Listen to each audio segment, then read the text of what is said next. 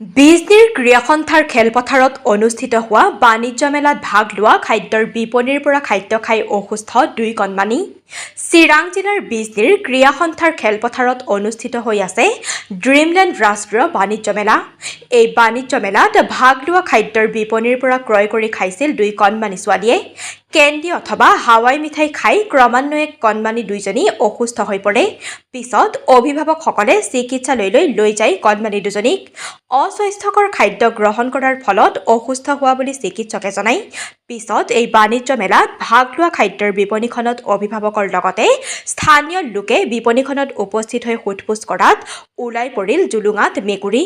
Candy অথবা হাৱাই মিঠাইত ব্যৱহাৰ কৰা খাদ্যৰ ৰং আছিল ম্যাদ উকলি যোৱা ফুড কালাৰ।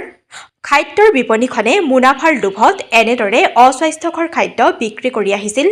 এই সুযোগতে বিপণীখনৰ মালিকগৰাকী ঘটনাস্থলীৰ পৰা পলায়ন কৰিবলৈ সক্ষম হয়। পিছত এই মেলাত বিজনী আৰক্ষী উপস্থিত হৈ ঘটনাৰ বুজ লয়। News desk Bijni first 24। Pink colour হোৱাৰ কাৰণে আজি ডক্টৰ লৈ যায়। ডক্টৰে ক'লে যে এইটো ফুড পয়জন হৈছে, এইটো কাৰণে ঔষধ পাতি দিলে। যেতিয়া ডক্টৰৰ পৰা ইয়াত আহিলে, সিহঁতে আহোঁতে ধৰিছে, কৈছে কি খুৱাইছে। সিহঁতে টেমা এটা ওলাই দিছে, এই এক্সপায়াৰী এইটো এটা টেমা এটা ওলাই কালাৰ বোলে, কালাৰ দিয়ে এইটো কালাৰ মানে আঠা টেমাটো আৰু মানে এতিয়া চাওক এইবোৰ মানুহ আহে বাহিৰৰ পৰা আহিছে, বজাৰ কৰিছে, ভাল বস্তু এটা খোৱা। এতিয়া যদি ইহঁতে যদি এনেকুৱা মানুহ কিমান মানুহ খুৱাইছে। আজি আৰু এজন হৈছে ভাস্কৰ বণিক্য বুলি, তেওঁৰো ল'ৰা ছোৱালীৰ চেম কণ্ডিশ্যন, তেওঁৰো ছোৱালী মানুহ, তেওঁৰো চেম কণ্ডিশ্যন।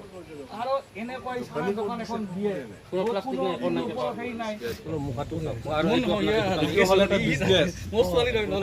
এইটো এটা বিজনেছ ওলাইছে। জুলাই কিবা 2024 বুলি দেখা পায় বা চাৰিটো দেখা পায়, মানে নাই আৰু একো ইয়াত মুখাটো বৰ বাধ্য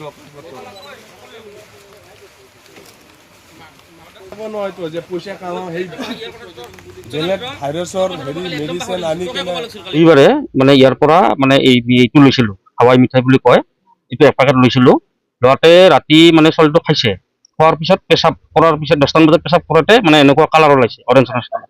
পিছত নেক্সট দিনাও সেই কালাৰে ওলাইছে, মানে আজি বুধবাৰলৈ সেইটোৱে হৈ আছে। তাৰপিছত মই ডক্টৰকো দেখালোঁ, ডক্টৰে কৈছে এইটো এটা মানে কিবা ফুড পয়জনৰ কালাৰ কিবা এটা খাইছে, কালাৰৰ পৰা বস্তুটো ওলাই আছে। এতিয়া মই ডক্টৰক দেখালে ডক্টৰে মানে ঔষধ চৌষধ দিছে আৰু এতিয়া সেইকাৰণে মই আজি এইখন দোকানত আহি কেনে আজি ইহঁতক ধৰিলোঁ। ইহঁতে মানে বস্তুটো ক'ব পৰা নাই, একজনে একজন কয়, একজনে একজনৰ পিছত কালাৰটো ওলাই দিছে। কালাৰটো ওলাই দিওঁতে কালাৰৰ টেমাটোত এক্সপায়াৰ মানে ডেট নাই কোনো, আৰু ডেট ফেল কালাৰ সিহঁতে বিক্ৰী কৰি বাচ্চাক খুৱাই আছে। তাৰপিছত সিহঁতক ঘৰতে 2-3জন আছিল, ক'ৰবাত পলাল আৰু এতিয়া মানে মোক লাগে মানে ইহঁতে কি এইটো কাম কৰিছে, এইটো মোক মানে বিচাৰ লাগিব। আৰু এজন আছে মোৰ দাদা হয় ভাস্কৰ বণিক্য, তেখেতৰ ছোৱালীটোৰ ছেইম প্ৰব্লেম, মানে এনেকুৱা পেচাবৰ লগত ওলায় আৰু পেট বিষ বুলি কয়। সেইটোৱে আৰু এইখিনি। হয়, তাৰমানে যোৱা চানডে মোৰ ছোৱালী আৰু মানে ছোৱালীয়ে মানে এক্সপো চাব গৈছিল। যাওঁতে কিবা খাইছে, কেণ্ডি চেণ্ডি কিবা এনেকুৱা বস্তু খাইছে। খোৱাৰ পিছত সেইদিনাখনৰ পৰা মানে অসুস্থ হ'ল, মানে পেচাবৰ কালাৰটো আপোনাৰ কমপ্লিটলি চেঞ্জ হৈ গ'ল, মানে একদম পিংক কালাৰ আহিল। তাৰ মানে কি কয় অলপমান অসুস্থ হৈছে আৰু। তাৰপিছত ডক্টৰৰ তাত যোৱাকালি লৈ গ'লোঁ, লৈ যোৱাৰ পিছত ডক্টৰে ক'লে যে চিন্তা কৰিব লগা একো নাই, কিন্তু কিবা আনহেল্ডি বস্তু কিবা হয়তো খাইছে, খোৱাৰ ফলত এনেকুৱা হৈছে। তাৰপিছত তেতিয়া আমাৰ মানে চিন্তা হ'ল যে কি খাইছিল আচলতে। তাৰপিছত আমি চিন্তা কৰিলোঁ, মানে এক্সপ'ত যাওঁতে মানে কেণ্ডি কিবা এনেকুৱা টাইপৰ কিবা মানে চকলেট খাইছিলে, খোৱাৰ পিছত তেনেকুৱা হৈছে বুলি আমি মানে আমাৰ ভাৱ হয় আৰু সেইটোৱে। এতিয়া টেষ্ট কৰা হ'ল, মানে ইউৰিন টেষ্ট কৰা হ'ল, ৰিপৰ্ট আহিলে ডক্টৰে কৈছে যে চিন্তা কৰিব লগা একো নাই, পানী খাব দিছে বেছিকৈ, মানে লাহে লাহে ভাল পাব বুলি কৈছে আৰু।